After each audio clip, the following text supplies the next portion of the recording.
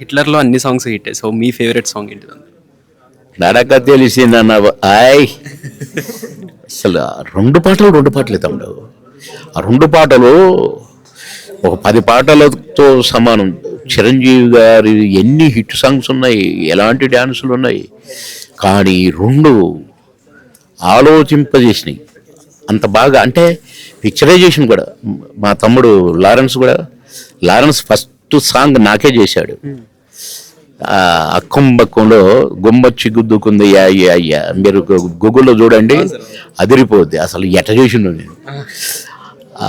అలాగే Ali Baba అద్భుతదీపంలో Ali Baba song అది. అట్లా నాకు 5 సాంగులు చేసిన తర్వాత చిరంజీవి గారికి మాస్టర్ ఫ్రెండ్ లారెన్స్. అదే ఫస్ట్ ఇంట్రడక్షనే నేను. అలాంటి లారెన్స్ అసలు చిరన్నతో చేయించిండు మామూలుగా కాదు. గ్రేట్. అంటే అతను తప్పిస్తాడు లారెన్స్. సార్ మామూలుగా మీ కామెడీ అంటే మేము అందరూ ఎంజాయ్ చేస్తాం, మీరు కోటా శ్రీనివాసరావు గారి కాంబినేషన్. సో అలాంటి కాంబినేషన్ మేము అంటే మీకు చాలా సినిమాలు చేశారు మీరు కలిసి. సో మీకు బెస్ట్ మూవీ ఏది, ఆ కామెడీ సీన్ ఏది బాగా ఇష్టం?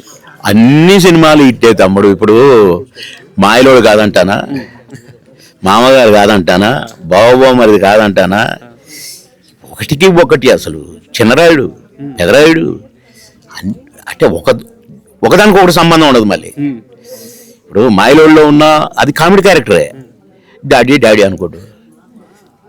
మామగారులో అన్నా అనుకోట్టు, ఆ క్యారెక్టర్కి ఈ క్యారెక్టర్కి సంబంధం ఉండదు.